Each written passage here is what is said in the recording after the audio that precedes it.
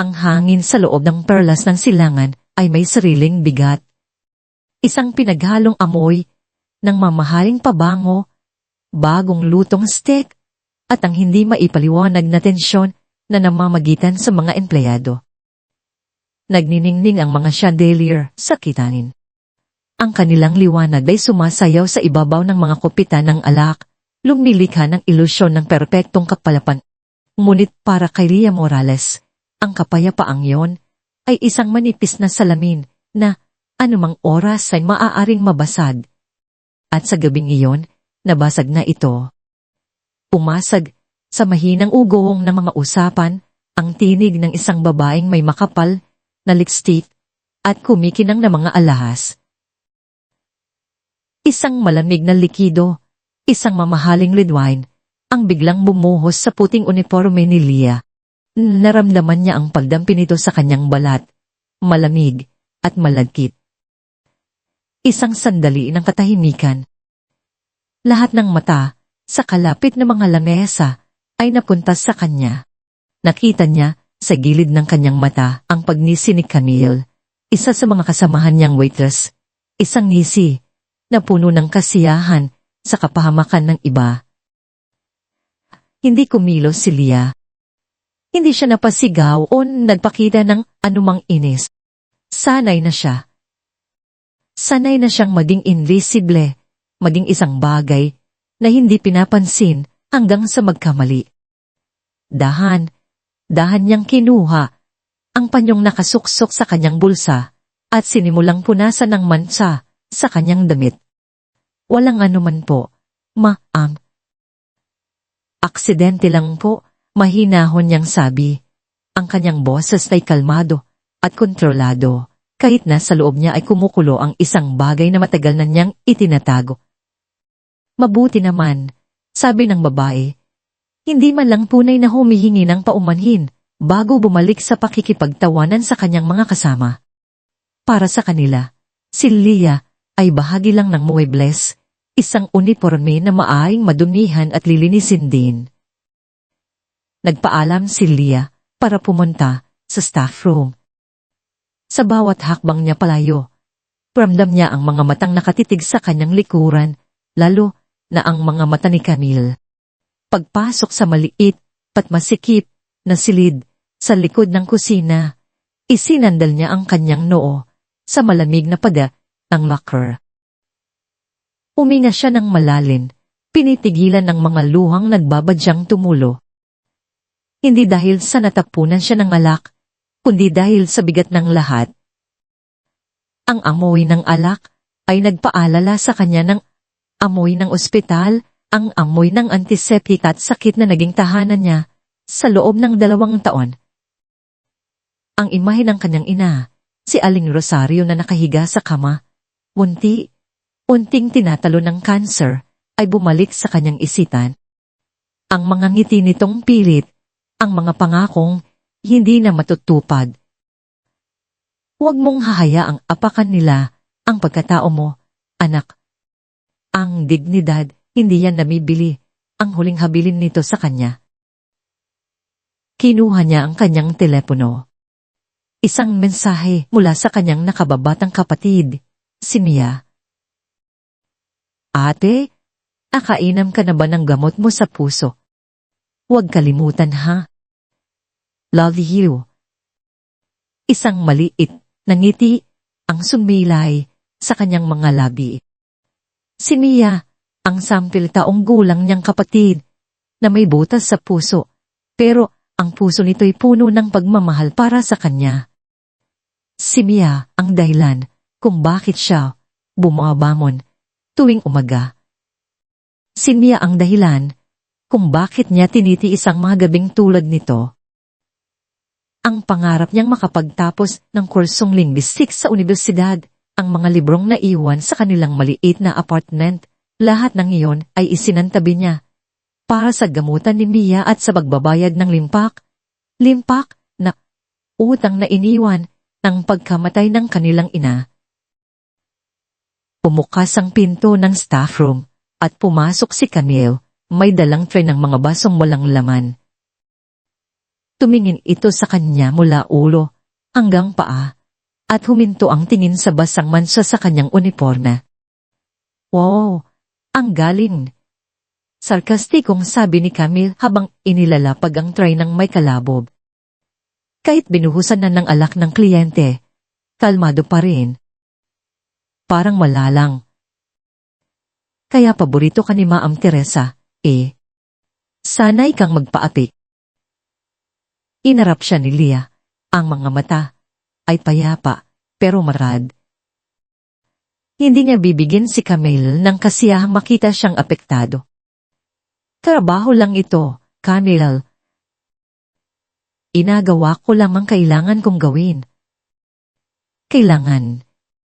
Tumawa si Camilo, isang tawang walang kagalakan.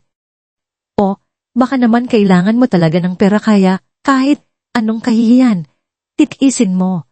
Balita ko malaki pa rin daw ang utang niyo sa ospital. Isang ugat ang pumintig sa sentido ni Leah.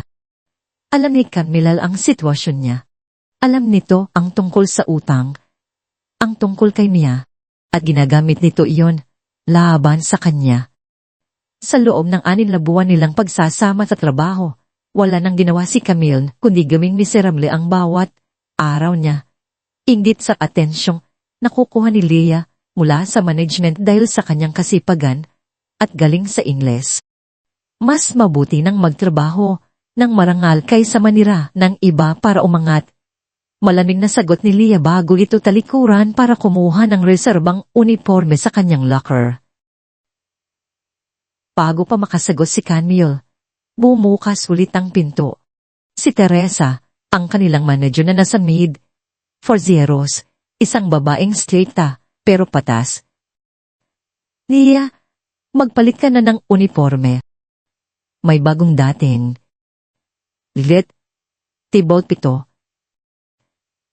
Ikaw ang kailangan ko doon. Sila yung klase ng bisita na kailangan ng espesyal na atensyon. Napatingin si Leah kay Teresa, pagkatapos ay kay Camille na ngayon ay nakamuso. Ang table 7 ay para sa pinakamahalagang bisita. Ang ibig sabihin nito ay mas malaking pressure, ngulit posibleng mas malaking tit. Opo, Ma'am Teresa. Saglit lang po, sagot ni Leah. Pagbalik ni Leah sa dining area, suot ang kanyang malinis at plansyadong reserbang uniforme, agad niyang naramdaman ang pagbabago sa hangin. Tila lahat ng ingay ay umiikot sa isang partikular na lamesa, ang table 7. Doon, sa pinakagitna ng silid, nakaupo ang 4 na lalaking naka-Amerikana, ngulit isa sa kanila ang tila may sariling labided na humihila sa atensyon ng lahat. Si Enrico Di Marco, isang self-made millionaire, isang alamat sa mundo ng real estate. Nasa mga 40 anyos, matikas ang tindig. May suot na relong mas mahal pa, siguro sa isang taon niyang sahod, at may isang klase ng kumpiyansa na halos nagiging arogansya na. Nagsasalita ito ng malakas, ang bawat salita ay tila isang anunsyo para sa buong restaurant. At sinabi ko sa kanya, kung hindi mo kayang makipagsabayan, bumalik ka sa probinsya at magtanim ka na lang ng kamote. Nagtawanan ng kanyang mga kasama, isang tawang pilit at naghahanap ng pabor. Napansin ni Leah na ang ibang mga waiter ay tila umiiwas na mapadaan sa kanilang lamesa. Leah, bulong ni Teresa sa kanyang tabi, iniabot ang menu. Magaling ka sa Ingles, Tat. Higit sa lahat, mahaba ang pasensya mo. Ikaw na ang bahala sa kanila. Huwag mong pansinin ang kayabangan. Isipin mo na lang ang tip. Isang titid na tango lang ang isinagot ni Leah. Ito ang realidad niya. Ang kanyang husay sa wika na dati para sa pangarap niyang maging isang profesor, na yon ay ginadamit niya para magsilbi sa mga taong tulad ni Enrico Di Marco. Umugot siya ng malalim na hininga, pinakalma ang kumakabang dibdib. Inayos niya ang kanyang tray. Siniguradong diretso ang kanyang tindig at propesyonal ang kanyang dating. Ito ang digmaan niya gabi. Isang tahimik na digmaan laban sa pagod, sa pangungutya, at sa sarili niyang mga pangarap na nakatago. At habang naglalakad siya papalapit sa tabi pito, sa ilalim ng nagniningning na mga chandelier, hindi niya alam na ang pinakamalaking laban ng kanyang buhay ay malapit nang magsimula. Sa paglapit ni Leah sa tabi pito, para siyang isang sundalong papasok sa isang laban na alam niyang dehado siya. Ang kanyang ngiti ay isang perpetong maskara, isang sandata na pinlaktis niya ng libong beses sa harap ng salamin. Ang kanyang postura ay tuwid, ang kanyang mga galaw ay puno ng grasya, isang profesionalismo na nagdago sa pagod at bigat sa kanyang dibdib. Pumindo siya sa gilid ng lamesa. Magandang gabi po. Ako po si Leah, ang magiging server ninyo ngayong gabi. Handa na po ba kayong umorder? Ang kanyang boses ay malinaw at magalang, purong Tagalog. Hindi siya tiningnan ni Enrico De Marco. Nakasanday ito sa upuan. Ikot ang kopita ng alak sa kanyang mga daliri. Tumingin ito sa isa sa kanyang mga kasosyo at ngumisi. Let's see is this on Elena understands basic courtesy, sabi nito sa Ingles. Patakas para marinig ni Leah. Isang tawang mahina ang narinig mula sa mga kasama nito. Nagpanggap si Leah na walang narinig. Nanatili ang kanyang ngiti. Ano po ang maihahandog ko sa inyo? Dito, na siya tiningnan ni Enrico. Isang tinin na mapanuri mula sa kanyang simpleng sapatos hanggang sa kanyang buhok na nakapusod ng maigi. We will start with a bottle of your finest Cabernet Sauvignon. Utos nito, ang bawat salita ay binibigkas ng may diin at pagmamaliit. Something from the Napa Valley, perhaps from the Shamlapu, if we guide it. Can you handle that? Or should I just go and at the menu?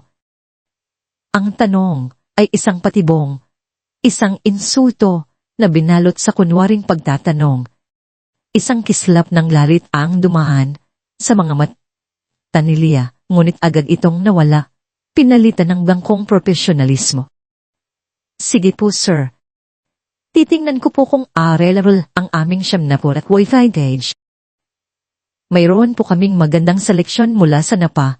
Palay, sagot niya, nananatili sa wikang Tagalog. Ang kanyang pagtangging makipag-usap sa Ingles ay isang tahimik na pagtutol, isang paraan upang ipakita na hindi siya magpapasindak. Sumimangot si Enrico. Malinaw na hindi niya nagustuhan ang sagot. Sanay siyang lahat ay sumusunod sa kanyang mga patakaran, sa kanyang wika. Ang pagmamatigas ni Leah ay isang personal na hamon sa kanyang kapangyarihan. At para sa pagkain, pagpapatuloy nito, mas mayabang na ngayon. I wanted a tomahawk steak, medium rare. Make sure the chef gets it right. I hate sending food back. It's a waste of my time. Masusunod po, sir. Medium rare, ulit ni Leah, habang isinusulat sa kanyang maliit na notepad. Tumingin siya sa ibang mga ginoo sa lamesa. Para po sa inyo, mga sir. Ang mga kasosyo ni Enrico na halatang hindi komportable sa sitwasyon ay mabilis na umorder sa Tagalog. Tila nagpapakita ng simpatya kay Leah. Ngunit walang naglakas, loob na sawayin ang kanilang makapangyarihang kasama. Sa di kalayuan, sa isang service station, nagkukunwaring nagpupunas ng mga baso si Camille. Ngunit ang kanyang mga mata ay nakatuon sa bawat kilos sa tabi pito. Isang mapanuyang ngiti ang nakapinta sa kanyang mga labi, nasisiyahan sa panonood ng dahang init ng sitwasyon. Pagkaalis ni Leah para kunin ang alak, Bumaling si Enrico sa kanyang mga kasama. Nakita niyo yun?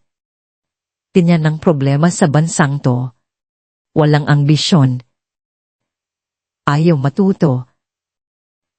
Pumalik si Leah, dala ang isang bote ng alak. Mainit niya itong ipinakita kay Enrico. Sir, wala na po kaming Shanlarifoy vintage, pero ito po ang aming Shanlaptitian Reserve. Sabi po ng aming sommelier, ito ang pinakamagandang taon para sa alak na ito. Tiningnan lang ni Enrico ang bote at ilinasiwas ang kamay.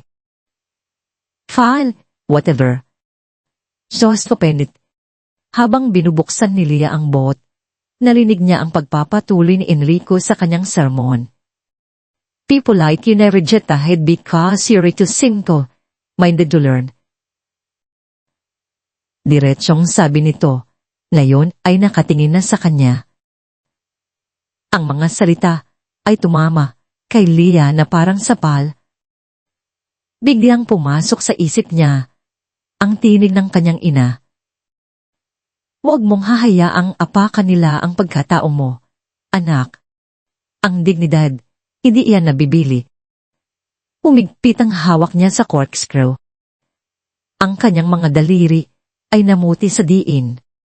Ngunit nang ibus niya ang alak sa kupitan ni Enrico, ang kanyang kamay ay hindi nanginginig.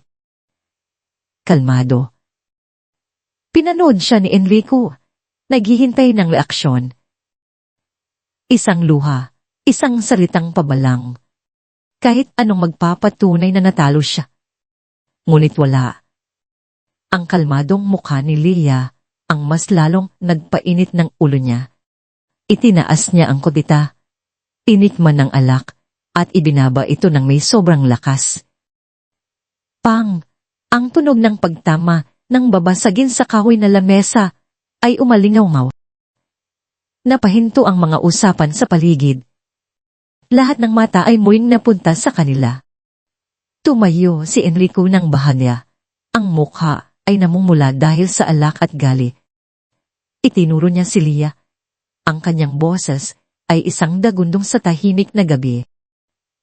Eto, isang hamon para sa'yo, Miss Tagalog Speaker, sabi niya. Ang bawat salita ay puno ng lason.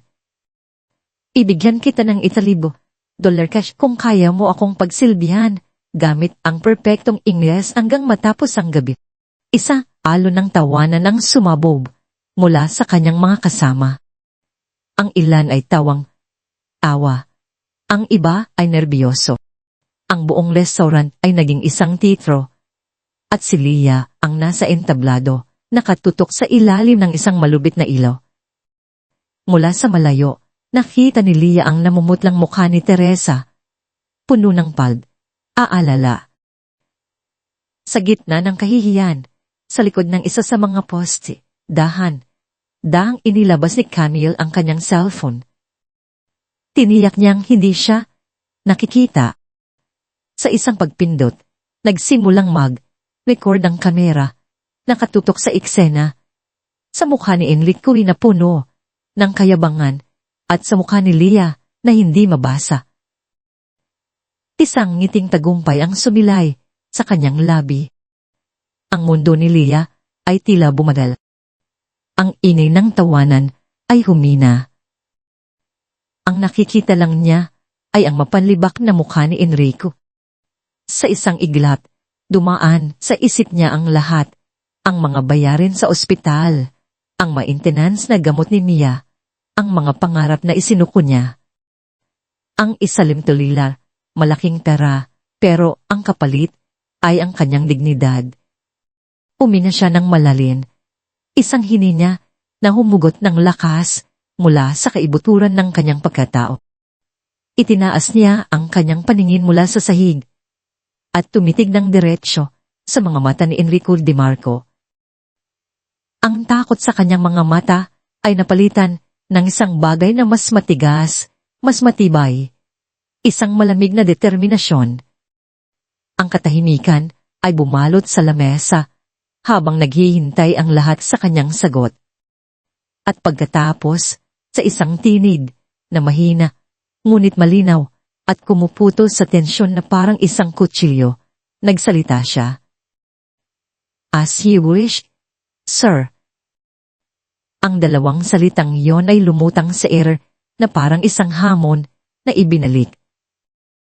Ang ngisi sa mukha ni Enrico Di Marco ay bahagyang natigilan, napalitan ng pagtataka. Ang tawanan mula sa kanyang mga kasama ay humina at naging buluman. Maging ang malayong tunog ng piano ay tila tumigil, naghihintay sa susunod na mangyayari. Nakatutok pa rin ang kamera ng cellphone na dala ni Camilo, kumukuha sa bawat segundong puno ng tensyon. Ito na, naisip niya. Ito na ang magpapabagsak sa perpektong si Lia. Wal, sabi ni Enrico, na nakabawi na mula sa pagkagulat. Isang mapagmataas na ngiti ang muling gumuhit sa kanyang mga labi. Inayos niya ang kanyang upo na parang isang hari na handang manood ng isang palabas. Pilit, sabihin din, enkertain me, hindi kumibo si Lia. Walang bakas ng pag-aalinlangan sa kanyang mukha. Sa halip, isang halos hindi mahahalata na pagbabago ang nangyari sa kanyang tindig. Tila siya tumangkad. Ang dating waitress na puno ng pagpapakumbaba ay napalitan ng isang babaeng may taglay na kumpiyansa. Dahan niyang kinuha ang wine list mula sa service table. Bawat galaw niya ay kalkulado at puno ng grasya. Iniharap niya ito, hindi kay Enrico, kundi sa kasosyo nitong mukhang pinakabata at pinakadesente sa lahat. Good evening, gentlemen. Nagsimula si Lia. Ang kanyang boses, na kanina'y mahinihin at magalang sa Tagalog, ngayon ay nagkaroon ng ibang timbre sa English. Ito'y malinaw, matatag, at may perpektong accent. Isang neutral, educated na Ingles na bihirang marinig sa labas ng akademya o boardrooms ng mga korporasyon. While Glasham na Petsham Cabernet is an excellent choice. Might I also recommend the Margox? Its complex notes of black currant and garlic would pair exquisitely with the robust flavor of the tomahawk steak Mr. De Marco has ordered. Ang katahimikan sa lamesa ay naging parang yelo. Ang mga kasosyo ni Enrico ay nagkatinginan. Ang kanilang mga panga ay bahagyang nakabukas sa pagkamanga. Maging si Enrico ay napakunot ang noo. Hindi ito ang Ingles na inaasahan niya. Hindi ang sirang Ingles ng isang call center agent o ang pinag-aralang Ingles mula sa panonood ng pelikula. Ito ay sopistikado. Ito ay matalino. Ibinaba ni Lia ang wine list at bumaling kay Enrico. Ang kanyang mga mata ay diretsahan at walang takot. Or perhaps, sir, you'd prefer something bolder. We have a limited collection of screaming eagle, Solenmundant. A rather audacious choice, but given your personality, I thought it might be fitting. Ang banayad na sarkasmo sa dulo ng kanyang sinabi ay hindi nakaligtas kay Enrico. Ang kanyang mukha ay nagsimulang mamula, isang halo ng pagkainis at pagkapahiya. Sinubukan niyang bawiin ang kontrol sa sitwasyon. Impressive, sabi niya. Pilit na tumatawa. Where did you learn? Oo ka. Kaping Maures. Ang kanyang tanong ay isang huling pagtatangka upang ibalik siya sa lugar na sa tingin niya ay nararapat para kay Lia, isang hamak na manggagaya. Ito na ang sandaling hinihintay ni Lia. Ang lahat ng taon ng pag-aaral, ang lahat ng gabing walang tulog, sa pagbabasa ng mga libro habang nagbabantay sa kanyang ina, ang lahat ng pangarap na kanyang isinuko, lahat ay ipon para sa sagot na ito. Maingat niyang inilapag ang kanyang maliit na tres sa service table. Isang simpleng kilos, ngulit, nagpapahiwatig ito na hindi na siya nagsisilbi. nakikipag-usap na siya, papantay niya. Tumingin siya ng diretso sa mga mata ni Enrico. Ang kanyang boses ay hindi malakas, ngunit ito ay tumagos sa bawat sulok ng restaurant, malinaw at hindi maikakaila. Perhaps, sir, it's not a question as where I learn English. Sabi niya, ang diin sa salitang where ay banayad, ngunit matal. But with you, I sunblat, adipsya, is exclusive to your social status. Puminto siya sandali, hinahayaan ang mga salita na lumubog sa isipan ng lahat ng nakikinig. Ang mukha ni Enrico ay natigilan, ang kanyang bibig ay bahagyang nakabuka, walang salitang lumalabas. Nagpatuloy si Leah, ang kanyang boses ay nanatiling kalmado ngunit may bigat ng bakal. Would you like to proceed with the Chardonnay? Or would you prefer a lesson in basic human decency first?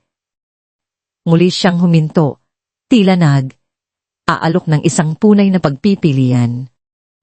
It's not on the menu but for you, dagdag niya, isang bahagyang pagtaas ng sulok ng kanyang labi, I can make an exception. Iyon na ang huling salita. Ang katahimikan na sumunod ay nakakabingi. Para itong isang bomba na sumabog ng walang tunog, iwan ng pinsala sa anyo ng mga nakangangang bibig at nanlalaking mga mata. Ang mga kasosyo ni Enrico ay napayuko.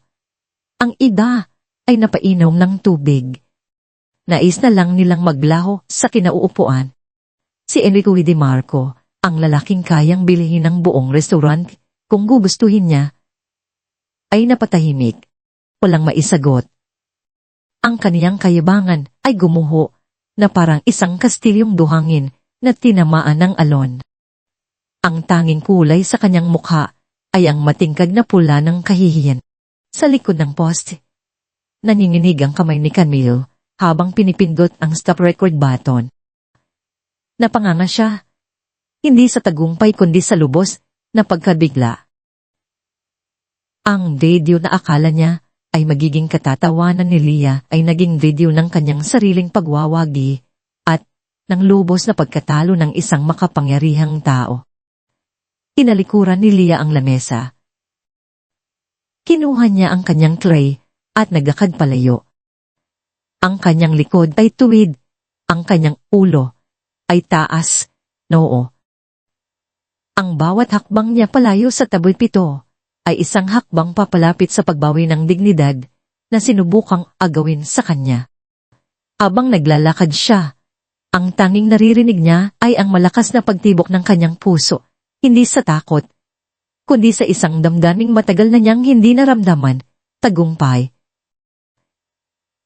Kinaumagahan, bago pa man sumikat ang araw sa ibabaw ng nagmamadaling syudad ng Maynila, isang bagyo na ang nabubuo sa digital na mundo. Isang bagyo na ang sentro ay isang maikling radio, uha mula sa isang nanginginig na cellphone sa loob ng isang mamahaling restaurant.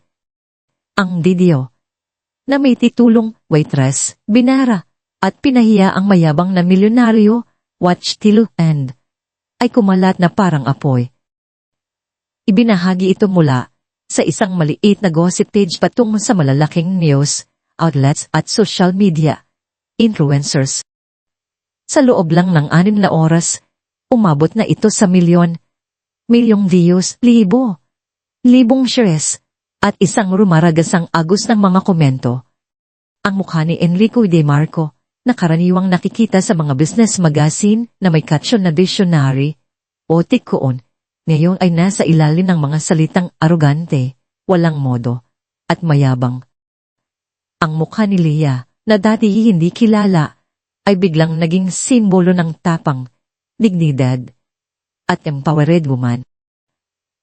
Ang kanilang pagtatalo ay hindi na lang isang simpleng insidente. Ito'y naging isang pambansang usapin tungkol sa agwat ng mayaman at mahirap, tungkol sa pag-abuso sa kapangyarihan, at tungkol sa halaga ng respeto. Alas 9 ng umaga, habang naghahanda si Leah para sa kanyang shift, walang kamalay. Malay sa kaguluhang nangyayari online. Nagtimpla siya ng gatas para kay Mia at siniguradong nainom nito ang gamot sa puso.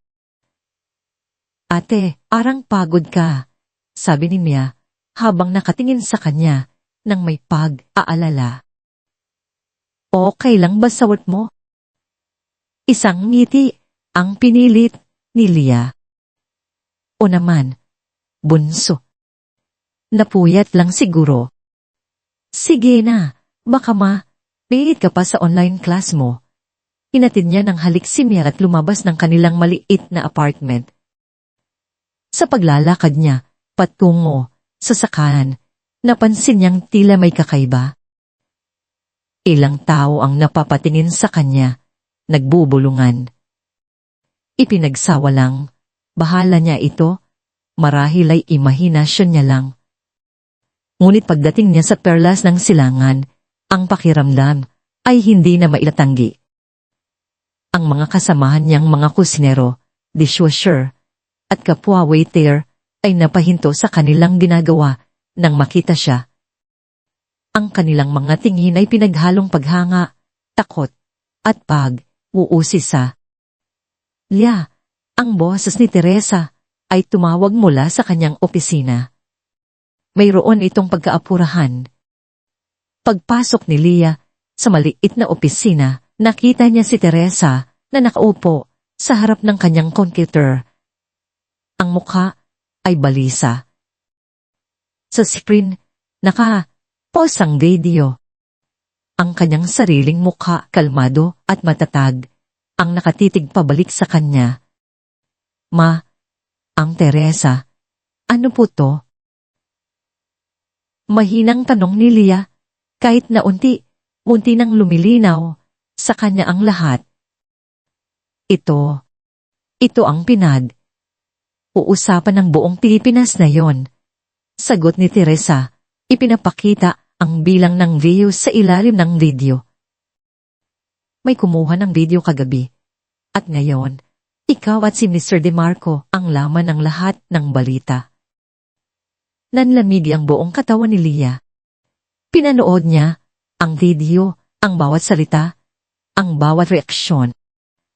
Narinig niya ang kayabangan sa boses ni Enrico at, pagkatapos, ang sarili niyang tinig, kalmado, ngunit matalin. Nakita niya ang kahihiyan sa mukha ni Enrico. At sa isang sulok ng frani, sa isang iglap, nasuyapan niya ang anino ng isang tao sa likod ng post, isang anino na may hawak na cellphone. Camilo. Samantala, sa tuktok ng isang makintabang skyscraper sa Bonifacio Global City, ang mundo ni Enrico DeMarco ay gumuguho. Nagising siya sa walang tigil na pag-ring ng kanyang telepono. Ang una ay mula sa kanyang Kartsin. Ang pangalawa ay mula sa isa sa mga kasosyo niya, kagabi, sumisigaw at nagareklamo. Ang pangatlo ay mula sa CEO ng isang international company na malapit na niyang isala ang deal, isang kumpanyang kilala sa kanilang mahigpit na ethical business practices policy. Enrico, sabi ng boses sa kabilang linya, malamig at formal. I think we need to postpone our partnership signing. May board na very disturbing video circulating online. Bago pa siya makasagot, ibinaba na ang tawag. Ngulit ang pinakamatinding dagok ay dumating mula sa isang tawag na may numeron ng kanilang lumang bahay sa probinsya.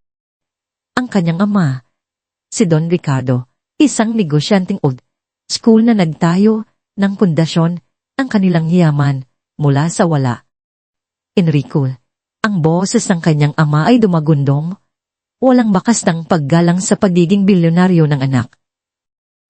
Ano itong kalokohan na nababalitaan ko?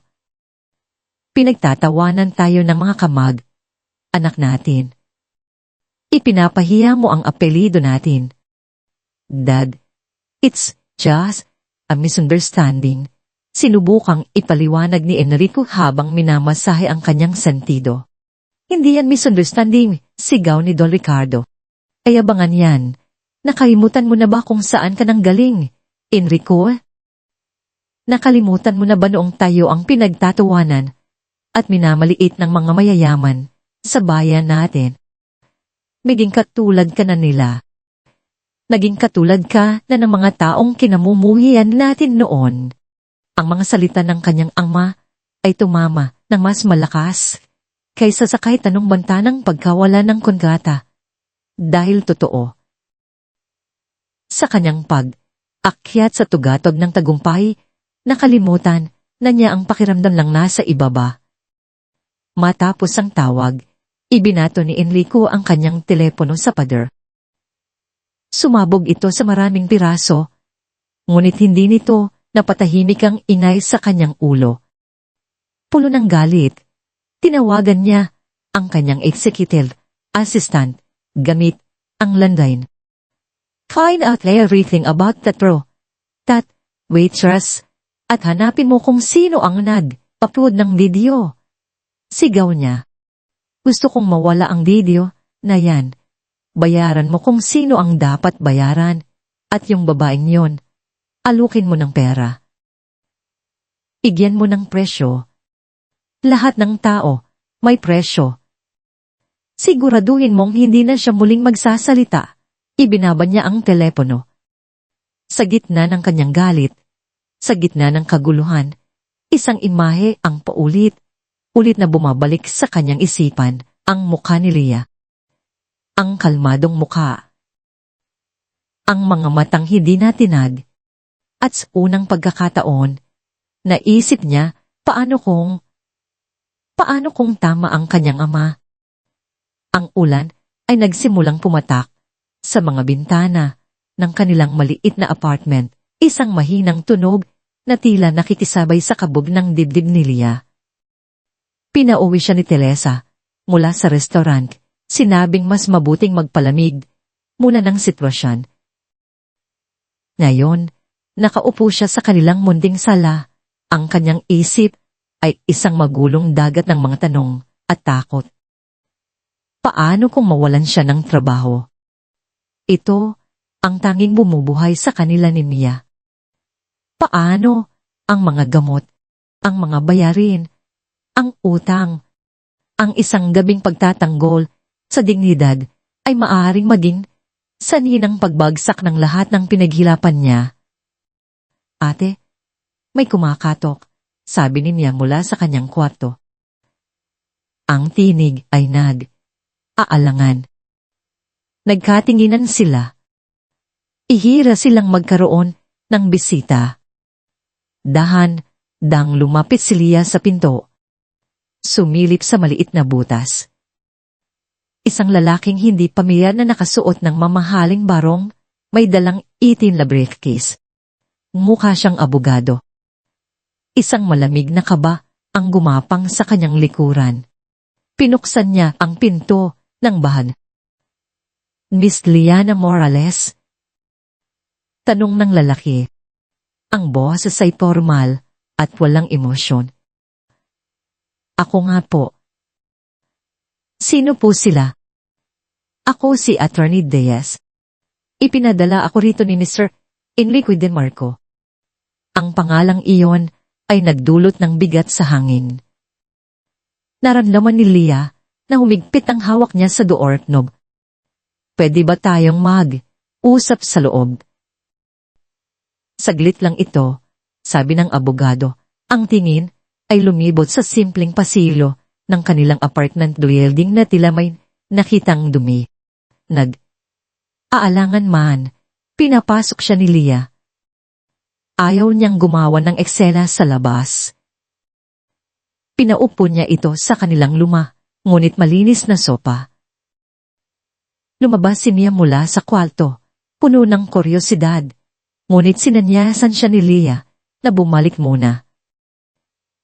Nang sila, nalang dalawa, binuksan ni Attorney Des ang kanyang briefcase. Walang paligoy. Ligoy. Inilabas niya ang dalawang bagay at inilapag sa maliit na lamesa sa kanilang pagitan. Ang una ay isang manager's check. Nakasulat dito ang pangalan niya, Diana Morales, at ang halaga, ₱5.0. Napasinghap si Leah.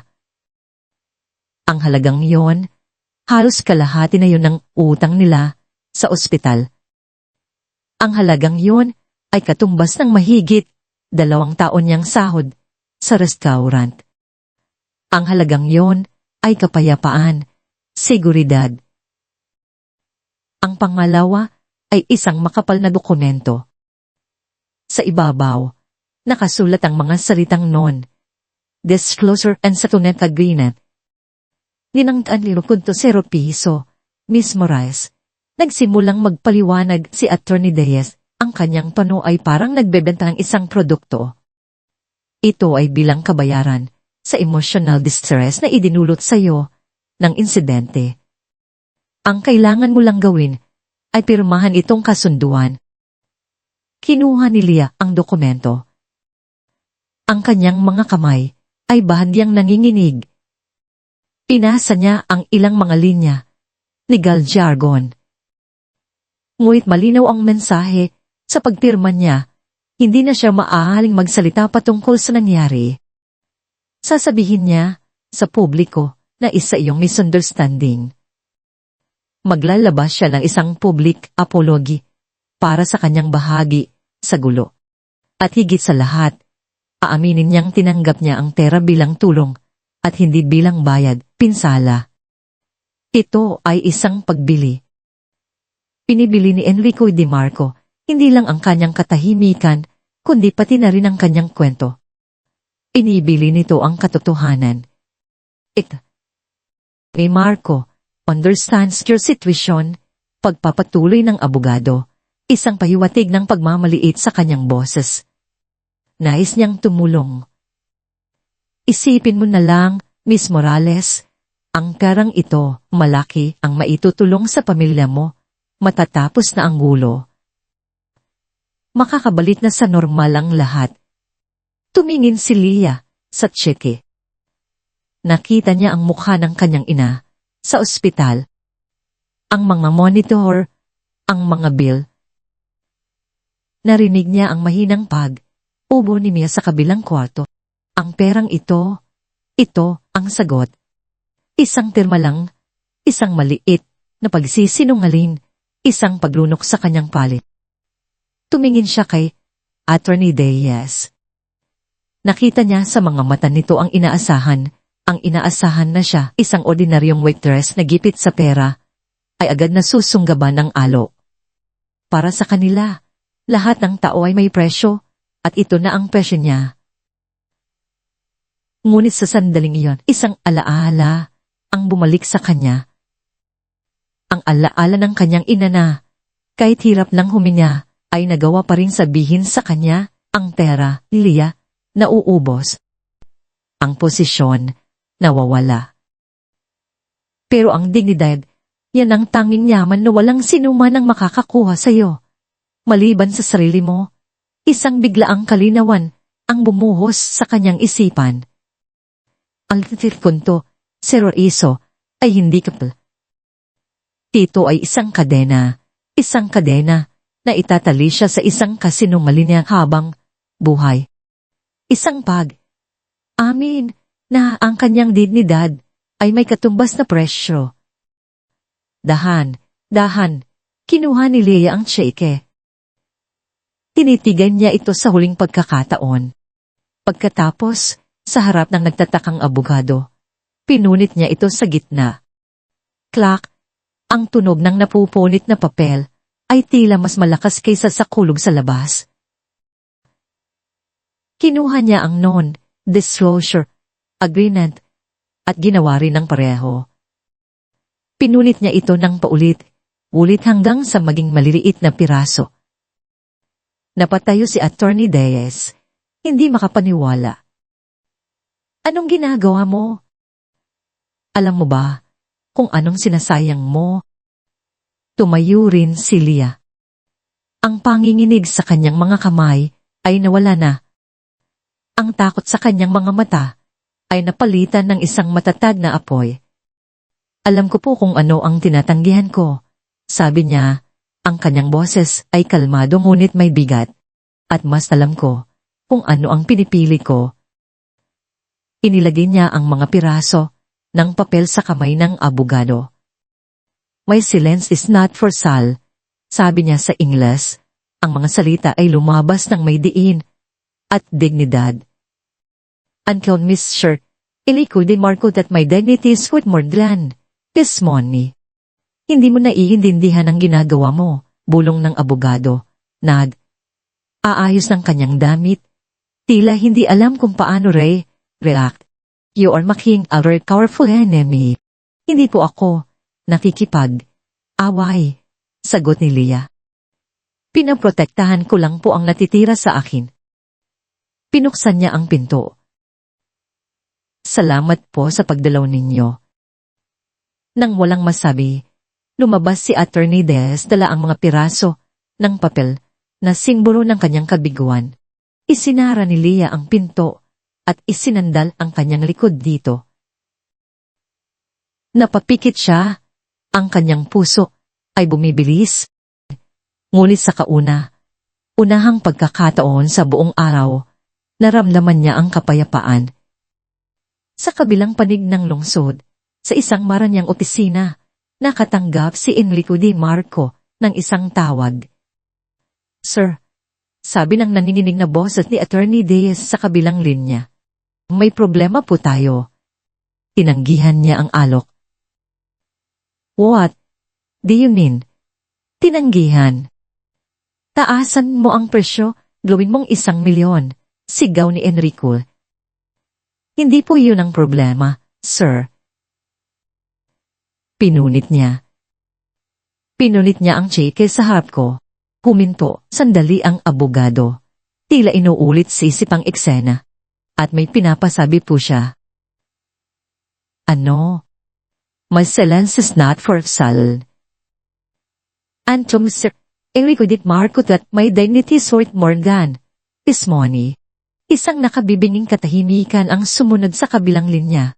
Si Enrico de Marco, ang taong naniniwalang lahat ng bagay at lahat ng tao ay nabibili, ay naatuklas ng isang bagay na hindi niya kayang bilhin. Ang kanyang galit ay dahang napalitan ng isang damdaning hindi niya gaanong kilala. Hindi paghanga, hindi respeto, hindi pa isang purong, hindi maipaliwanag na kuryosidad. Sino ba talaga ang babaeng ito? Ang salitang hindi ay hindi pamilyar kay Enrico de Marco. Sa kanyang mundo, ang hindi ay simula pa lang ng negosasyon. Ito ay isang hamon para taasan ng alok, gumamit ng mas matinding pressure o humanap ng ibang paraan para makuha ang gusto niya. Ngunit ang hindi ni Leah ay iba. Hindi ito isang taktikang pangnegosyo. Ito ay isang pader na gawa sa isang materyales na hindi kayang tibagin ng kanyang pera. Sa sumunod na araw, sa halip na magalit, kakaibang pagkabalisahan ang bumalot sa kanya. Hindi niya mayalis sa isip ang mga salitang yon. My dignity is worth more than is money. Sino ang nagsasabi niyan sa panahon na yon? Lalo na ang isang taong halatang nangangailangan. Dahil sa hindi maipaliwanag na udyok, gumawa siya ng isang bagay na matagal na niyang hindi ginagawa. Isang bagay na wala sa kanyang karaniwang routing ng mga board meeting at business lunch. Nagdesisyon siyang lumabas ng walang driver, walang bodyguard, at walang plano. Isinuot niya ang isang simpleng polo shirt, baseball cap, at salamin. Nagmaneho siya ng isa sa kanyang hindi gaanong mamahaling sasakyan at nagtungo sa address na ibinigay sa kanya ng kanyang assistant, ang address ni Liana Morales. Ang kanyang sasakyan na karaniwan sa o Makati ay tila isang alien sa masikip at magulong kalinang distrito ng Santa Ana. Dito, ang mga gusali ay magkakadikit, ang mga sampayan ay nakasabit sa mga bintana, at ang buhay ay umaapaw sa kalsada. mga batang naglalaro, mga tindahan sa bangketa, mga iinuman sa kanto. Ito ay isang mundong pamilyar, ngunit matagal nang dinalikuran ni Enrico ang mundo ng kanyang kabataan. Ipinart niya ang sasakyan sa di kalayuan at naglakad. Bawat hakbang ay nagdulot ng isang bitik ng alaala, ang amoy ng maruming kanal, ang ingay ng mga tricycle, ang init ng araw sa balat. Naramdaman niya ang mga tingin ng mga tao. Hindi dahil kilala siya, kundi dahil isa siyang dayo sa kanilang lugar. Sa unang pagkakataon, sa loob ng maraming taon, naramdaman niyang wala siya sa kanyang teritoryo.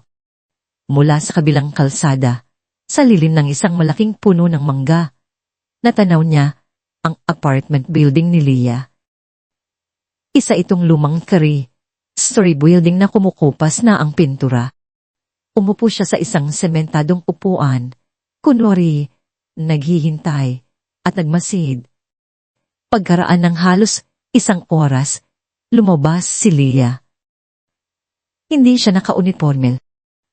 Nakasuot siya ng simpleng shirt at pantalon. Kasama niya si Nia. Nakita ni Enrico kung paano maingat na inalala ni Leah ang kapatid. Pababa ng hagdanan. Nakita niya ang ngiti sa mukha ni Leah habang nakikipag-usap ito sa bata. Isang ngiting totoo. Walang halong pagkukunwari.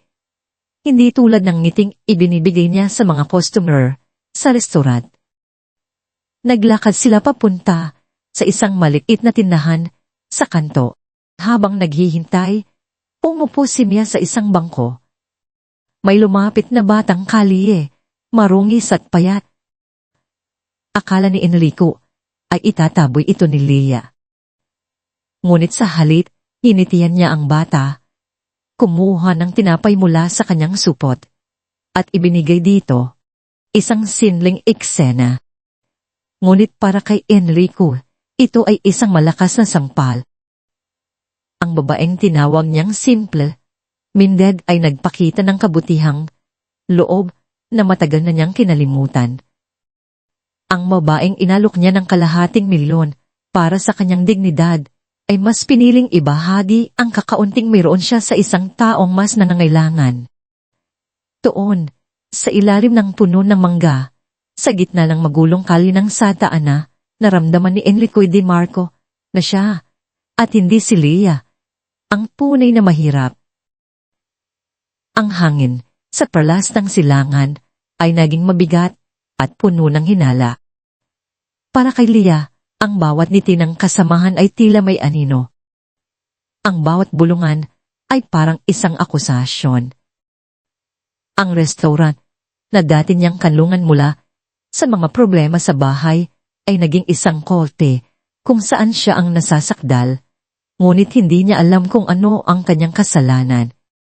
Kinahapunan, tinawag siya ni Teresa sa opisina. Ang ekspresyon sa mukha ng kanyang manager ay isang bagay na hindi pa niya nakita dati, isang pinaghalong awa, pagkadismaya, at kawalan ng magawa. "Iya, umupo ka," sabi ni Teresa, umiiwas ng tingin. "May kailangan tayong pag-usapan." Umupo si Leah, ang kanyang mga kamay ay magkapatong sa kanyang kandungan, pinipigilan ang panginginig. "Tungkol po ba ito sa video, Ma'am?" Hindi lang sabihin Leah, uminga ng malalim si Teresa. "May nagsabi sa akin. May nagsabing may nakakita sa'yo na tumatanggap ng pera sa isang lalaki bago pa mangyari ang insidente. At ang mga may-ari, natatakot sila. Iniisip nilang baka isa itong o isang extortion plot." Ang mga salita ay tumama kay Leah na parang isang malakas na sampal. "Ano po?" "Hindi po totoo yan, Ma'am. Kilala niyo po ako. Kailanman ay hindi ko po gagawin yun." "Alam ko, Leah, Naniniwala ako sa'yo, mahinang sabi ni Teresa, at sa wakas, ay tumingin sa kanyang mga mata. Pero wala sa akin ang desisyon. Ang management ay nag-utos. Kailangan ka naming i-suspend indefinitely habang iniimbestigahan ang bagay na ito. Suspendido. Ang salita ay umalingaw sa kanyang taina. Ito ay isang magalang na paraan ng pagsasabing tanggal ka na. Ang kanyang pinakamatinding takot ay nagkatotoo. Hindi dahil sa ginawa niya, kundi dahil sa isang kasinumalinan na gawa ng iba. Sino po ang nagsabi? Anong ni Leah? Ang boses ay basag na. Sino po ang naninira sa akin? Hindi sumagot si Teresa, ngunit ang kanyang tingin ay bahagyang napunta sa labas ng salaming pinto ng opisina. Sa di kalayuan, nakita ni Leah si Camille na nagpupunas ng lamesa, sumusulyap sa kanilang direksyon. Ang mukha ay isang perpektong maskara ng inosenteng pagtatlabaho. At sa sandaling iyon, alam na ni Leah. Napatayo siya, walang luha. Ang sakit at takot sa kanyang dibdib ay biglang napalitan ng isang malamig at nagngangalit na galit. Isang galit na hindi pa niya naramdaman kailanman. Naiintindihan ko po, sabi niya kay Teresa. Ang boses ay walang emosyon. Saan ko po pwedeng kunin ang mga gamit ko? Pinangunahan siya ni Teresa, patungo sa staff room. Ang balita ay kumalat na. Ang mga kasamahan niya ay umiiwas sa kanya na para bang siya ay may nakakahawang sakit. Pinuksan niya ang kanyang locker at nagsimulang ilagay ang kanyang mga gamit sa isang maliit na paper bag. Isang ekstrang uniforme, isang libro na binabasa niya tuwing break, isang larawan nila ni Mia. Ang bawat bagay na inilalagay niya sa bag ay tila isang piraso ng kanyang buhay na inaalis. Ang kanyang sahod, ang kanyang mga pangarap, ang pag-asa. Nang isasara na niya ang pinto ng locker, isang boses ang bumasag sa katahimikan ng silid. Aalis ka na pala. Sayang naman. Akala ko pa naman dito ka na magiging sikat. Umarap si Leah. Nakasandal si Camille sa pader, ang mga braso ay magkasalikop, ang mukha ay puno ng hindi maitagong tagumpay. Hindi sumagot si Leah. Pinulot niya ang kanyang bag at nagsimulang maglakad papalabas. This is what happens when you fight too close to the sun, little scholar. Pagpapatuloy ni Camille, sumusunod sa kanya. Akala mo kung sino ka na dahil lang marunong kang mag-Ingles. Sa huli, isa ka pa ring waitress. At ngayon, wala ka ng trabaho. Uminto si Leah sa gitna ng silid. Ang kanyang likod ay nakaharap pa rin kay Camille. Ang kanyang mga kamay ay kumilom. Ang bawat salita ni Camille ay parang gasolinang ibinubuhos sa apoy sa loob niya. Pumaling siya, dahan. Ang kanyang mukha, na kanina puno ng sakit, ngayon ay blangko, isang nakakatakot na kalmado. At least, at Fleo, sabi niya. Ang kanyang boses ay mahina, ngunit matatag. Kahit sandali lang, lumipad ako. You, just Caroline Galadart, Camilo. Nabubuhay ka sa paninira at pagkainggit sa iba. You feed on other people's misery. Sabihin mo sa akin, anong lasa? Natigilan si Camille. Hindi niya inaasahan ang sago. Ang kanyang mukha ay namula sa galit. How dare you? Sino ka para? Ngunit hindi na siya pinatapos ni Leah. Sa isang iglap, nawala ang lahat ng kanyang pagtitigil. Ang lahat ng sakit, lahat ng hirap, lahat ng aapi ay nagtipon. Tipon sa isang kilos. May isang baso ng tubig sa service table sa tabi nila. Kinuha ito ni Leah at, sa isang mabilis at walang alinlangang galaw, Ibinuhos niya ang buong laman nito sa mukha ni Camille. Splash! Ang malamig na tubig ay tumama sa mukha ni Camille. Ang kanyang mamahaling mikyop ay nagsimulang mag-smudge, tumutulo, na parang itim na luha. Ang kanyang buhok ay tumulo. Ang kanyang bibig ay nakabukas sa isang matinis na sigaw ang kumawala kay Camille. Isang sigaw ng galit at kahihiyan. Ang lahat ng staff sa malapit ay napahinto. Napanganga sa eksena. Wala kang karapatan, sigaw ni Camilo. Sinusubukang punasan ang kanyang mukha. At wala ka ring karapatan na sirain ang buhay ko dahil lang sa inggit mo. Ganting sigaw ni Leah, ang kanyang dibdib ay umaakyat baba. Ang kanyang mga mata ay nag-aalab. At sa gitna ng kaguluhang yon, sa gitna ng mga sigawan at pagkabigla, isang tao. Ang tahimik na nakatayo sa bukana ng staff room, si Enrico Di Marco. Tumating siya para personal na kausapin si Leah para subukang itama ang kanyang pagkakamali. Ngunit sa halip, natagpuan niya ang isang eksenang mas magulo pa sa inaasahan niya. Nakita niya ang lahat, ang mapanuyang mga salita ni Camille, ang aapoy na sagot ni Leah, at ang biglaang pagbuhos ng tubig. Nakatayo siya roon, hindi makagalaw. Sa isang iglap, ang babaeng nakita niyang nagbibigay ng tinapay sa isang pulubi, ay ang siya ring babaeng kayang magbuhos ng tubig sa mukha ng kaaway. At sa hindi maipaliwanag na dahilan, ang nakita niya ay hindi isang eskandalosang waitress. Ang nakita niya ay isang mandirigmang napilitang lumaban. At sa sandaling iyon, alam niyang bahagi siya ng dahilan kung bakit ito nangyari. Ang pagpasok ni Enrico Di Marco sa eksena ay nagdulot ng isang biglaang katahimikan na parabang isang direktor ang sumigaw ng ket sa isang magulong pelikula. Ang sigaw ni Camille ay naputol sa air. Ang aalam na mga mata ni Leah ay bahagyang nalaki sa pagtabigla. Ang mga uusisang empleyado ay biglang naging abala sa kanilang mga ginagawa. Nais na maging invisible. Si Enrico ang simula ng lahat ng ito, narito ngayon sa katapusan. Ang mga mata ni Enrico ay lumipat mula sa basa, at galit na si Camille, patungo kay Leah.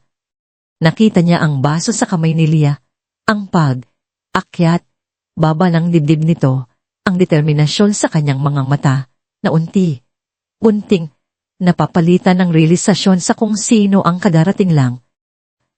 Hindi siya nagsalita. Sa halip, lumampas siya sa kanilang dalawa, at naglakad ng diretso, patungo sa opisina ni Teresa, na nakarating lang din dahil sa ingay.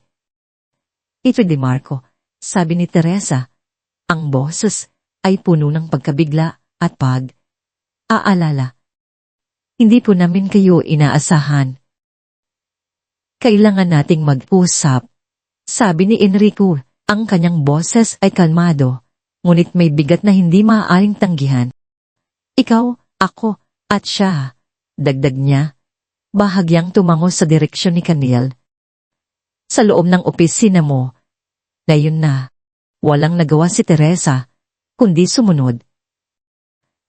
Pumasok sila sa opisina at si Camille, kahit nanginginig pa sa galit at lamig, ay sumunod din. Marahil iniisip na ito na ang pagkakataon niyang makuha ang buong simpatiya ng milyonaryo. Iniwan si Leah na nakatayo sa labas. Naramdaman niyang tila na wala ang lahat ng lakas sa kanyang mga tuhod. Napasandal siya sa pader. Ang baso ay nahulog mula sa kanyang kamay at nabasag sa sahig. Ngunit hindi niya ito pinansin. Ano na ang mangyayari ngayon? Sa loob ng opisina, isinara ni Enrico ang pinto. Hinarap niya si Camille. Ang kanyang tingin ay hindi galit.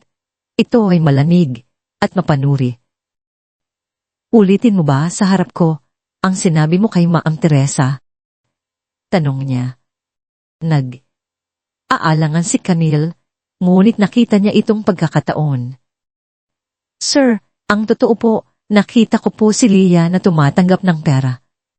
Sa tingin ko po, plinano niya ang lahat para sirain kayo at makakuha ng pera. Hindi kumurap si Enrico. Talaga. Kailan mo ito nakita? Anong oras? Anong itsura ng lalaki? Sunod ang tanong. Nagsimulang panik si Camille. Imbento siya ng mga detalye. Nung isang araw po, bago kayo dumating, matangkad po, Amerikana. Habang nagsasalita si Camilo, inilabas ni Enrico ang kanyang telepono. Hindi niya ito tiningnan. Nakatuon pa rin ang kanyang mga mata kay Camilo. Miss Teresa, sabi ni Enrico, hindi inaalis ang tingin. May tiwala ka ba sa empleyado mong ito? Aalangan si Teresa. Si Camille po, matagal na rin po siyang nagtatrabaho dito. Hindi yan ang tanong ko, sabi ni Enrico. Ang tanong ko, may tiwala ka ba sa kanya? Hindi nakasagot si Teresa. At ang kanyang katahimikan ay isang sagot na rin.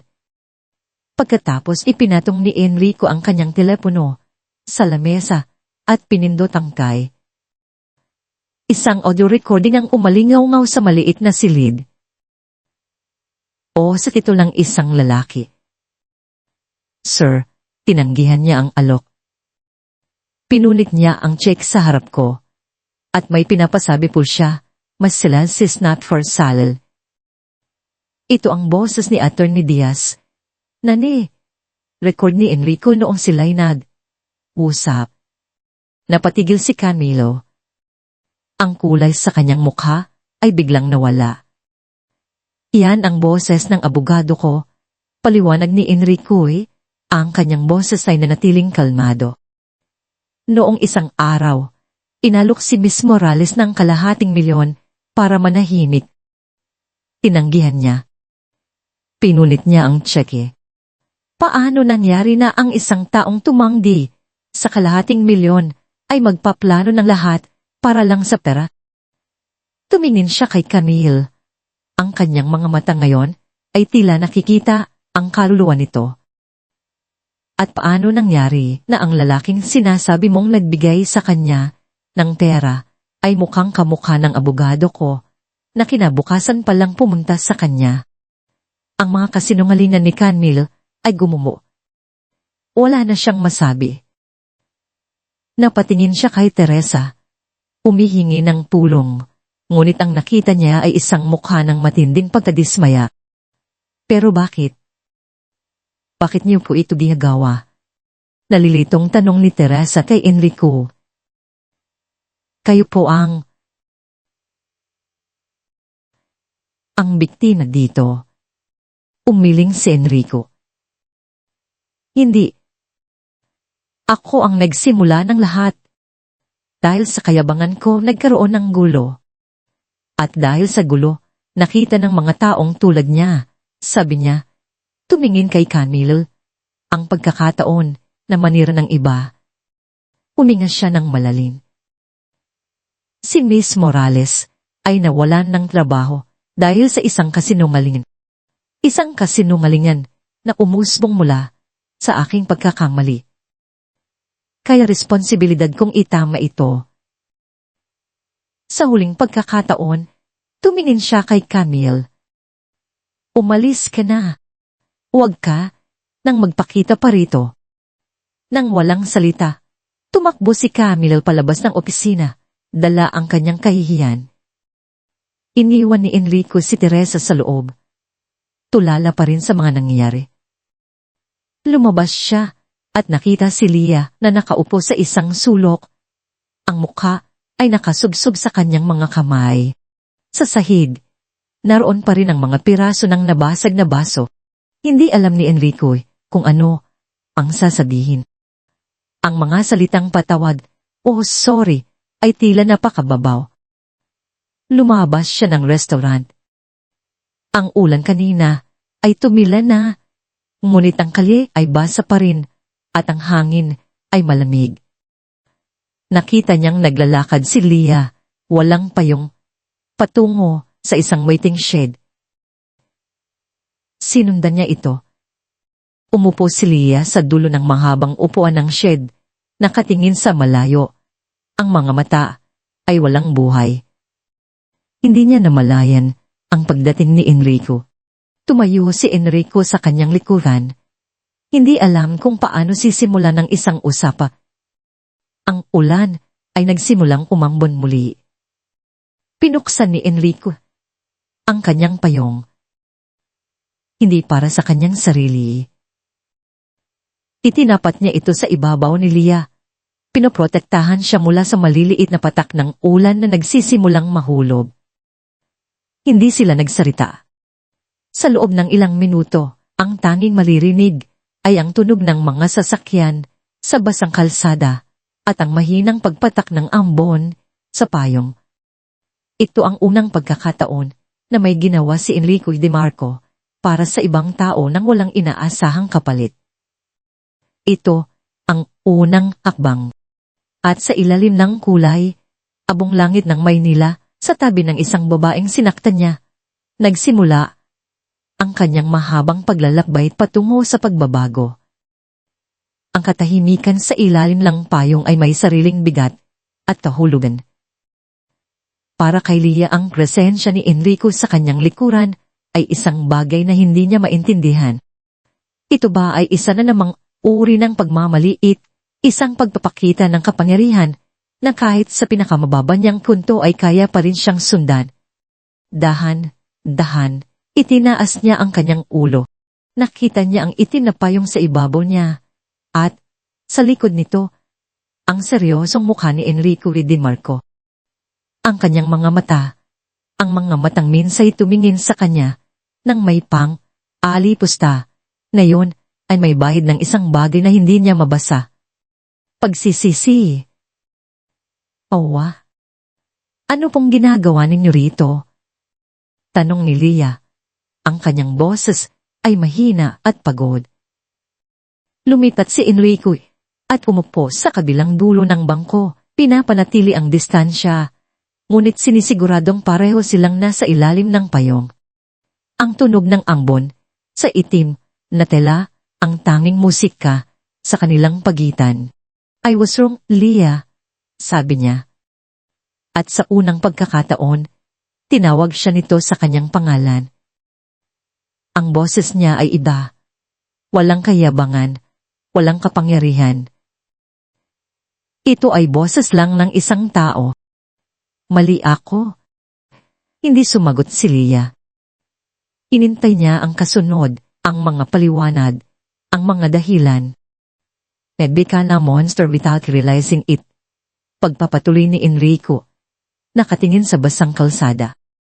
Naging halimaw ako nang hindi ko namamalayan. Sa sobrang paghahangad kong patunayan sa mundo na hindi na ako yung batang mahirap na inaapi. Ako mismo ang naging mang-aapi. Uminto siya, tila nahihirapang lunukin ng sarili niyang mga salita. You reminded me of who I used to be, and who I don't want to be anymore. Tumingin si Leah sa kanya.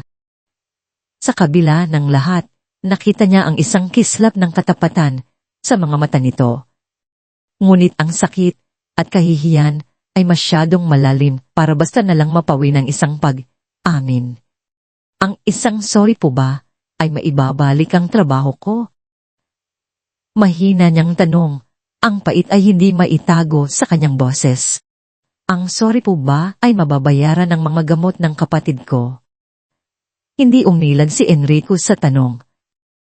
Tinanggap niya ito na parang isang sampal na nararapat sa kanya. Hindi, sagot niya. Walang salita ang makakapag-ayos ng pinsalang nagawa ko. Kaya hindi ako nandito para lang sorry. Mula sa bulsa ng kanyang coat, may kinuha siyang isang sobre. Hindi ito, sobrang puno ng pera. Isa itong sobrang may logo ng kanyang kumpanya. Inabot niya ito kay Leah. Aalangan man. Kinuha ito ni Leah. Pinuksan niya. Sa loob, may mga dokumento, isang brochure, at isang application form. The Phoenix Scholarship Foundation, a second chance for Interrapidrens. Aralan ko ang tungkol sa'yo. Amin ni Enrico. Alam kong isa kang scholar. Alam kong napilitan ka lang huminto. Kagabi, utos ko sa mga abogado ko na magtayo ng isang foundation. Isang scholarship program para sa mga aaral na tulad mo, matatalino, may pangarap, pero kinailangang tumigil dahil sa mga pagsubok sa buhay. Tumingin si Leah mula sa papel patungo sa kanya. Ang kanyang puso ay nagsimulang tumibok ng mas mabilis. Gusto kong ikaw ang maging unang scholar ng foundation na ito, sabi ni Enrico. Hindi ito charity, Leah. Isa itong investment. Isang investment sa talento mo. Babayaran ng foundation ang buong tuition mo hanggang sa makapagtapos ka. May kasama itong buwanang allowance para hindi mo na kailangang magtrabaho habang nag-aaral. Natigilan si Leah. Hindi ito ang inaasahan niya. Hindi ito pera para bilhin ang kanyang katahimikan. Ito ay isang pinto pabalik sa buhay na ninakaw sa kanya. At tungkol sa kapatid mo, dagdag ni Enrico, ang boses niya ay mas lalong lumumanay. Nakausap ko na ang isa sa mga pinakamahusay na cardiac surgeon sa bansa. Pumayag siyang tingnan si Mia. Sasagutin ng kumpanya ko ang lahat ng gastos, ang operasyon, ang recovery, lahat. Sa puntong iyon, hindi na napigilan ni Leah ang mga luha. Tumulo ang mga ito mula sa kanyang mga mata. Hindi dahil sa sakit, kundi dahil sa isang emosyong hindi niya inaasahan, pag-asa. Ngunit kasabay ng pag-asa ay ang pride, ang dignidad na ipinaglaban niya. Bakit? Bakit po ninyo ginagawa ito? Tanong niya, sa gitna ng kanyang mga hikbi. Para po ba ito luminis ang konsensya ninyo? Umiling si Enrico. Isang malungkot na ngiti ang sumilay sa kanyang mga labi. Marahil sa simula. Pero habang pinapanood kita, habang inaalam ko ang kwento mo, naintindihan ko. Hindi ito tungkol sa akin. Ito ay tungkol sa pagbibigay ng hustisya. Ang mundong ito ay naging hindi makatarungan sa'yo, Leah. At kung may magagawa ako, para kahit paano, ay maitama yon, gagawin ko. Pinunasan ni Leah ang kanyang mga luha. Tumuwid siya ng upo. Ang pagiging marupok ay napalitan muli ng tatag. Tumingin siya ng diretso kay Enrico. Tatanggapin ko po ang scholarship sa isang kondisyon, sabi niya. Ang kanyang boses ay malinaw na ngayon. Nagulat si Enrico. Ano yun? Pabayaran ko po lahat na may interes kapag nakapagtapos na ako at nakahanap ng trabaho. At ang tulong para sa kapatid ko, ituturing ko po itong isang utang, isang loan. Hindi po ako tumatanggap ng limos. Sa unang pagkakataon mula noong gabing iyon sa restaurant, isang tunay at taos, pusong ngiti ang nakita sa mukha ni Enrico De Marco. Isang ngiting puno ng paghanga. Dito niya lubusang naintindihan. Ang dignidad ni Leah ay hindi lang isang salita. Ito ay isang prinsipyo, isang bagay na hindi kayang bilhin o bayaran, kundi dapat igalang. Inilahad niya ang kanyang kamay, isang kamay na hindi na aalok ng pera, kundi ng isang kasunduan. Lil, sabi niya. Alinlangan si Leah ng isang segundo. Pagkatapos, inabot niya ang kamay ni Enrico. Ang kanilang mga palag ay nagdikit, ang magaspang na pala ng isang babaeng sanay sa pagtatrabaho, at ang makinis na palad ng isang lalaking sanay sa pagpirma ng mga kontrata. Ang pagkamay na yon ay higit pa sa isang kasunduan. Ito ay isang pagtatapos at isang simula.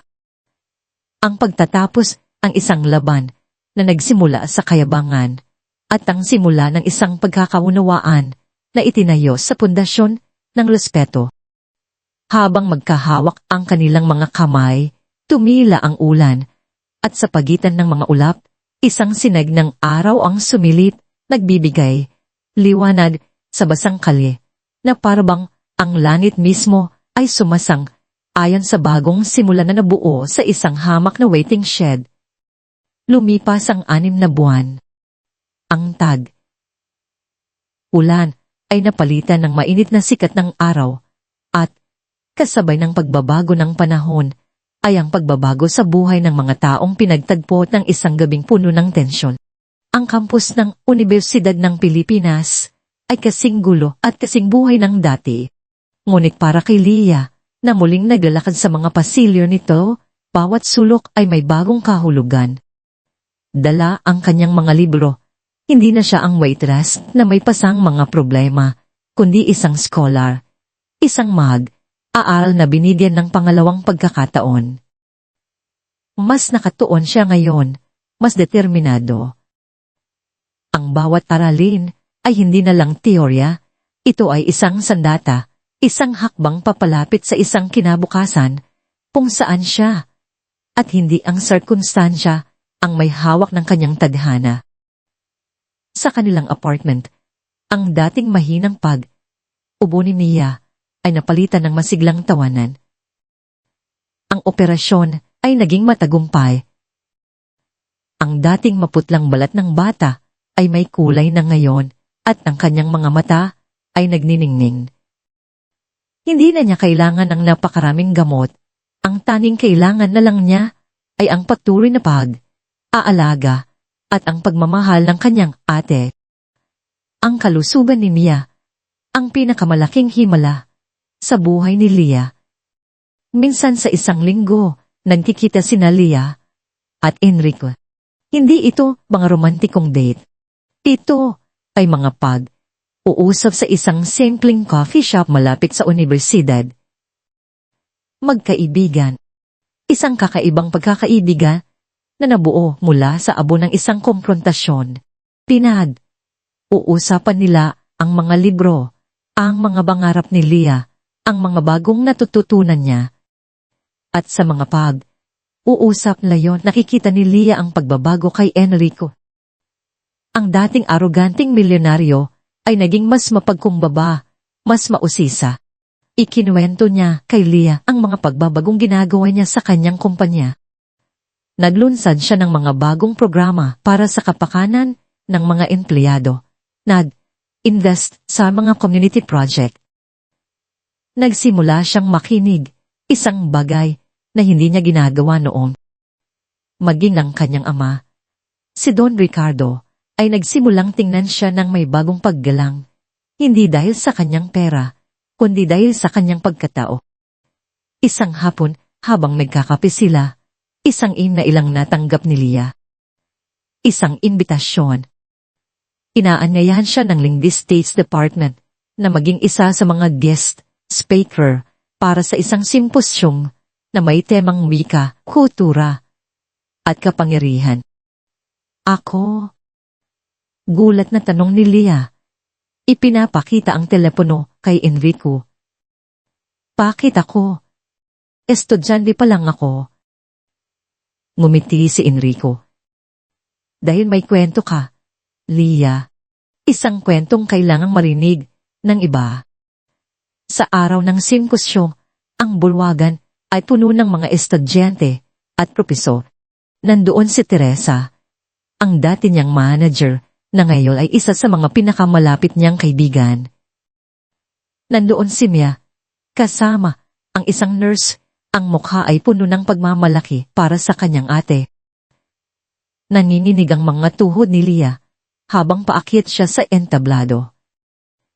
Ngunit nang tumayo siya sa harap ng mikropono, at natanaw ang mga mukha ng mga nakikinig na wala ang kanyang kaba. Nakita niya ang kanyang sarili sa kanilang mga kabataang puno ng pangarap, akot, at pag-asa. At sa pinakaikod na hilala ng mga upuan, sa isang madilim na sulok, nakaupo si Enrique. Hindi siya nagpakilala kaninuman. Isa lang siyang tahimik na manonood, isang saksi sa bunga ng isang gabing nagpabago sa kanilang dalawa. Uminga ng malalim si Lia at nagsimulang magsalita. Hindi niya binanggit ang pangalan ni Enrico. Hindi niya ikinuwento ang detalye ng kahihiyan. Sa halip, ibinahagi niya ang isang kwento tungkol sa halaga ng mga salita. Ang isang salita, simulan niya, ang kanyang boses ay malinaw at matatag, umalingaw sa buong bulwagan, ay maaaring maging isang sandata. Maaari itong gamitin para manakit, para mangmaliit, para magpatahimik. Ngunit ang isang salita ay maaari ring maging isang pulay. Isang tulay para sa pagkakaunawaan, para sa paghilom, para sa pagbabago.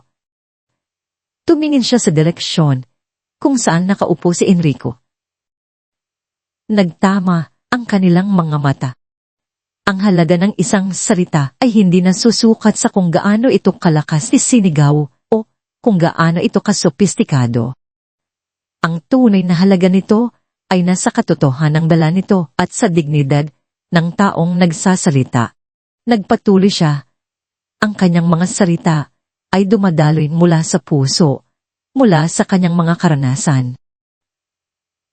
Ibinahagi niya na ang tunay na kapangyarihan ay hindi nakikita sa yaman o posisyon, kundi sa kakayahang tratuhin ang bawat tao ng may respeto, anuman ang kanilang katayuan sa buhay. Pagkatapos ng kanyang talumpati, isang sandali ng katahimikan ng namayani bago ito binasag ng isang malakas at masigabong palakpakan. Tumayo ang mga tao, nagbibigay pugay sa isang babaeng hindi lang nagsasalita tungkol sa wika, kundi isinasabuhay ang kapangyarihan nito. Mula sa likuran, tahimik na tumayo si Enrico at lumabas ng bulwagan bago pa man siya mapansin ng iba. Habang naglalakad siya sa ilalim ng hapon, isang ngiti ang nasa kanyang mga labi. Hindi siya ang bayani sa kwentong ito. Siya ang kontrabida na binigyan ng pagkakataong matuto. At iyon, para sa kanya, ay sapat na. Nang gabing iyon, bumalik si Lia sa isang tahanang hindi na binabagabag ng utang o sakit. Niyakap niya si Mia at habang nakatingin sila sa mga bituin mula sa kanilang maliit na bintana, alam ni Lia na ang kanyang paglalakbay ay nagsisimula pa lang. Ang kanilang mga landas ni Enrico ay maaring hindi na magkusa para ang romantiko, ngunit sila ay habang buhay na magiging konektado. Dalawang taong mula sa magkaibang mundo na pinagtagpo ang isang masakit na aral. Ngunit sa huli ay parehong matagpuan ang kanilang sariling kaligtasan, hindi sa isa't isa, kundi sa loob ng kanilang mga sarili. Dahil ang tunay na bagong simula ay hindi lang tungkol sa paglimot sa nakaraan, kundi sa paggamit ng mga aral nito para bumuo ng isang mas mabuting kinabukasan. At sa kwentong ito, natutunan nilang dalawa na ang pinakamahalagang aral sa lahat ay ang aral ng respeto, ang universal na wika na nauunawaan ng lahat ng puso.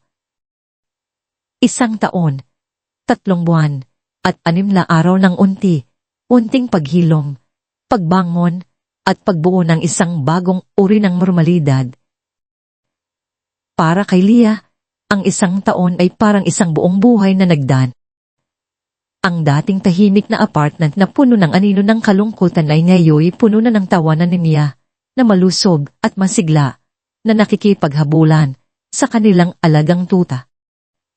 Ang mga estante ng libro ni Lia, na dati napupuno ng alikabok, ngayon ay laging may mga bagong aklat mula sa unibersidad. Siya na ngayon ang nangunguna sa kanyang klase, isang bituin sa kanilang departamento. Ang kanyang mga propesor ay umahanga sa kanyang talas ng isip. Isang talas na hinasa hindi lang ng akademya, kundi pati na rin ng mapait na karanasan. Ang dagat ng kanilang buhay ay naging kalmado. Isang hapon, pagkatapos ng isang matagumpay na simposiyum kung saan isa si Leah sa mga nagsalita, nakita niya ang isang pamilyar na figura na naghihintay sa kanya sa labas ng bulwagan. May dalang 2 tasa ng kape. Si Enrico. Naging ritual na nila ito.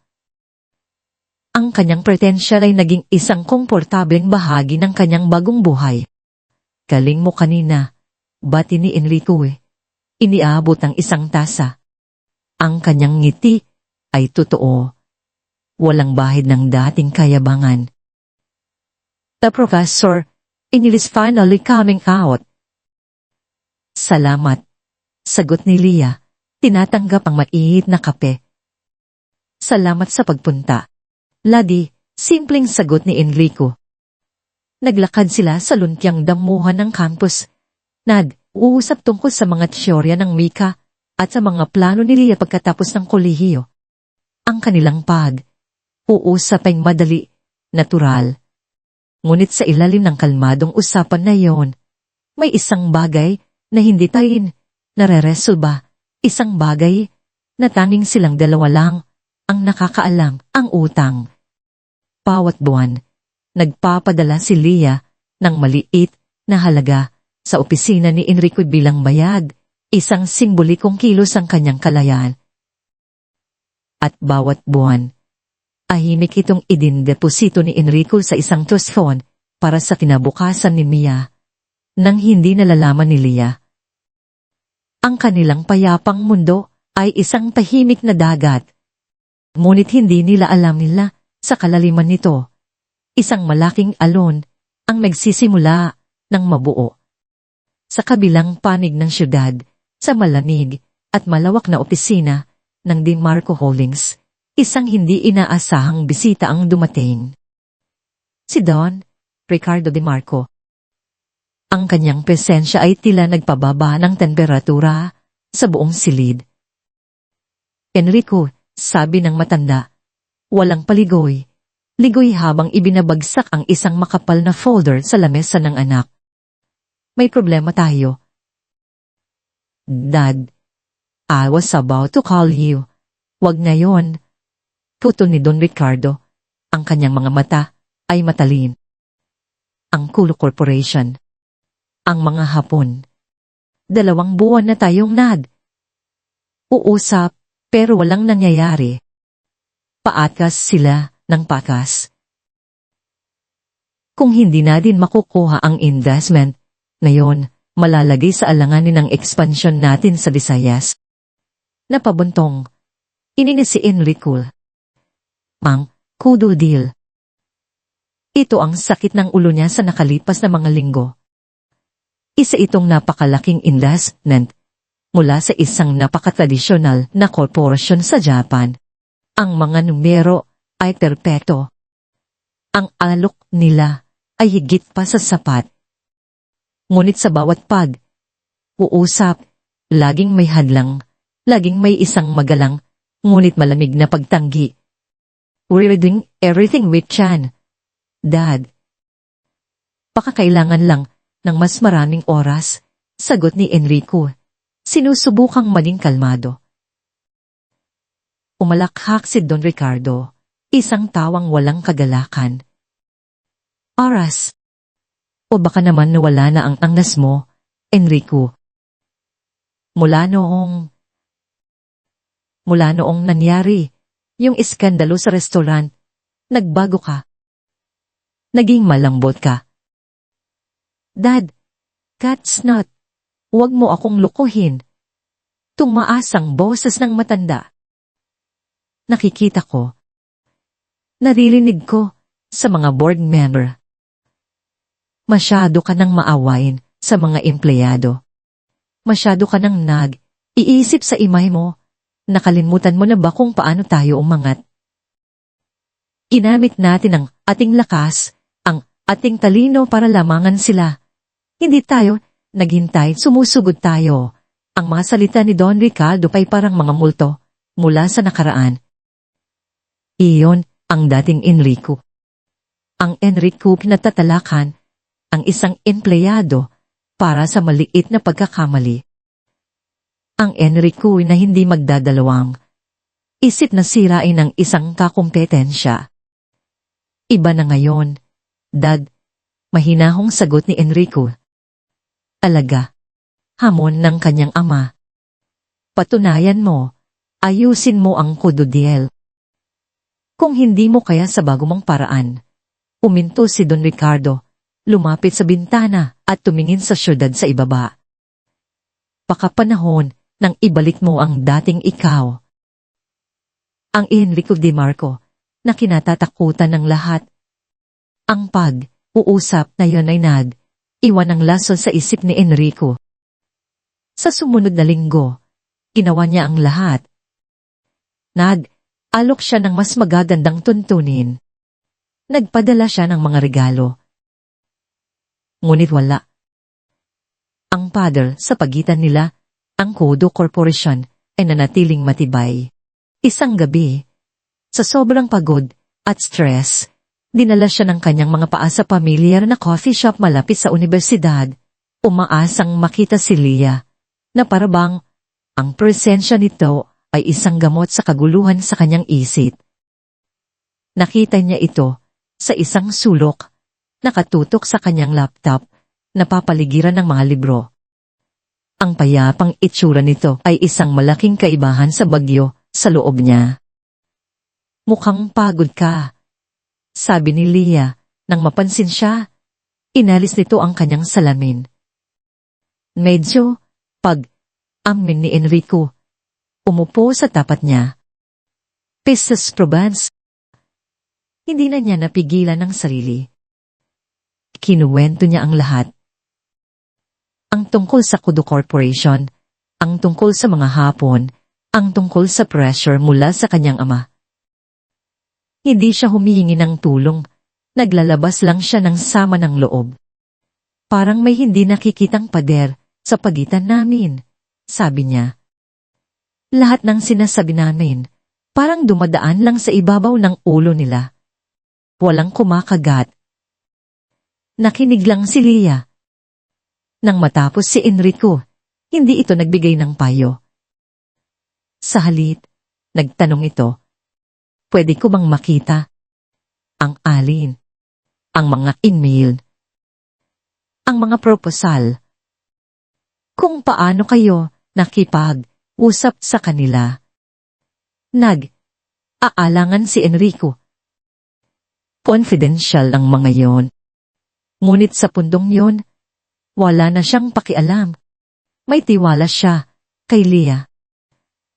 Inilabas niya ang kanyang tablet at ipinakita ang huling email na ipinadala ng kanyang team sa CEO, ang Kodo. Isang email na direkta, profesional, at puno ng mga datos na nagpapatunay kung gaano kaganda ang kanilang alok. Tiningnan ito ni Leah. Pinasa niya ng mabuti. Isang beses, pangalawang beses. Ang kanyang noo ay dahang kumunot. Itinaas niya ang kanyang tingin mula sa tablet. Ang kanyang mga mata ay seryoso. Tumingin siya kay Enrico. Enrico, sabi niya sa isang boses na mahina, ngunit puno ng katiyakan, ang problema ay wala sa mga numero ninyo. Uminto siya at ang kanyang mga sumunod na salita ang nagsimula ng isang bagong kabanata sa kanilang kwento. Ang problema ay nasa paraan ng inyong pananalita. Sa bawat pangungusap, nang hindi ninyo namamalayan, iniinsulto ninyo sila. Ang mga salita ni Leah ay lumapag sa gitna ng kanilang lamesa na parang isang bato na bumagsak sa tahimik na tubig. Iniinsulto. Ulit ni Enrico, ang kanyang mukha ay puno ng pagkalito. Paano? Profesional ang email. Diretso sa punto. Puno ng respeto. Isang maliit, malungkot na ngiti ang sumilay sa labi ni Leah. Yan na nga ang problema, Enrico. Ang diretsyo sa punto na para sa atin ay respeto sa negosyo, para sa kanila. Ito ay bastos at walang pakundangan. Ikinuwento ni Leia ang tungkol sa konsepto ng high context at low context cultures, isang teorya mula sa kanyang mga aralin sa cross-cultural communication. Ipinaliwanag niya na sa mga kulturang tulad ng sa Pilipinas o Amerika Lao context, ang mensahe ay nasa mga salita mismo, malinaw, direktiba. Ngunit sa mga kulturang tulad ng sa Japan high context, ang tunay na mensahe ay hindi laging nasa mga salita.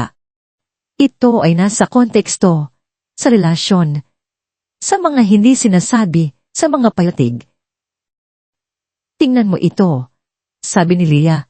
Itinuturo ang unang pangungusap ng email sa tablet. Dear Mr.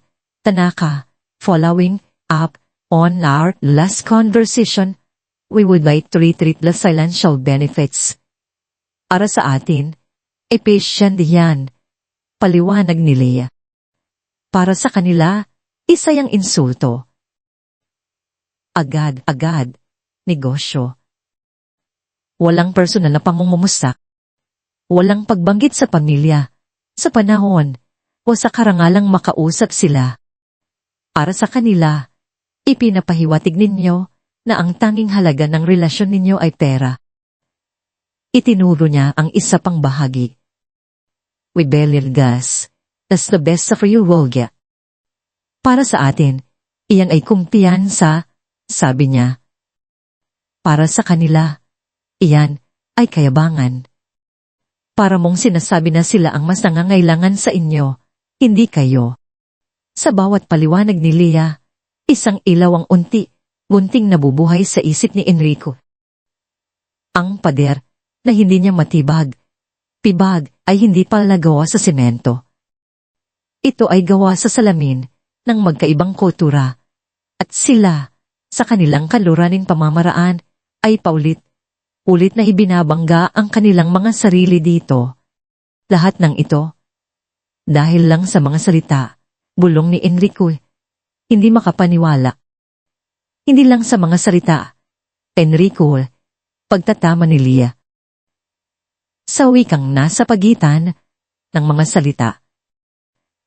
Nakatitig lang si Enrico kay Leia, puno ng paghanga. Ang babaeng kaharap niya ay hindi lang basta isang matalinong estudyante. Siya ay isang eksperto. Ang kanyang kaalaman ay isang bagay na hindi kayang bilhin ng pera o ituro sa isang